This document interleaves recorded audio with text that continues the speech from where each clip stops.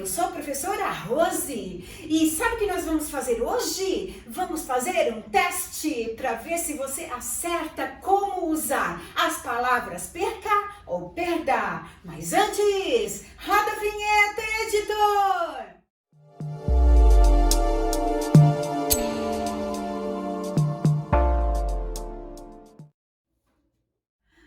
E você ainda não se inscreveu no nosso canal? Não perca a oportunidade e ative o sininho para receber as novas notificações. Olha só, nós temos aqui 8 frases. Você vai preencher os espaços em branco com as palavras perda ou perca.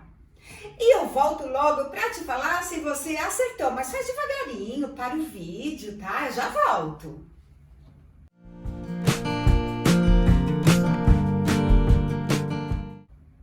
Já terminou? Nossa, como você é rápido! Olha só, 1. Choramos muito com a perda da nossa mãe. Por que perda? Porque é um substantivo. Olha só, nós não temos uma pessoa antes, nós temos a palavra a. Então, se for um substantivo, é sempre perda. Se nós tivermos um artigo antes, vai ser um substantivo, porque sempre antes de um substantivo eu tenho um artigo. E se tiver um artigo, então é perda, tá? 2. A perda do último jogo fez a torcida chorar. Então aqui é a mesma coisa, eu tenho um A na frente. Se eu tiver um A, uma, aquela, não tiver uma pessoa, eu tiver um artigo ou um pronome, então é sempre perda. 3. Espero que você não perca o voo. Por que perca? Porque nós temos uma pessoa, você.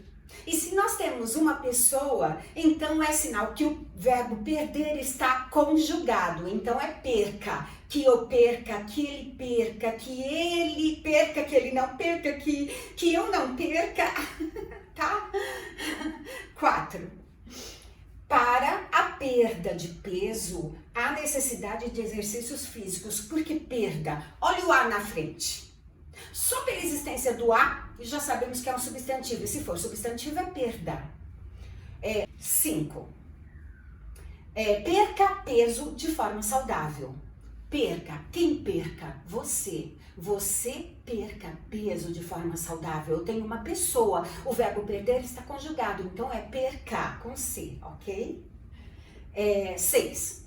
O carro deu perda total. Eu posso colocar um artigo na frente? Como assim? O carro deu a perda total. Artigo, então, é substantivo. Sendo assim, perda. 7. Todos sentimos a perda do nosso avô. A perda. Tem um artigo na frente, então é perda.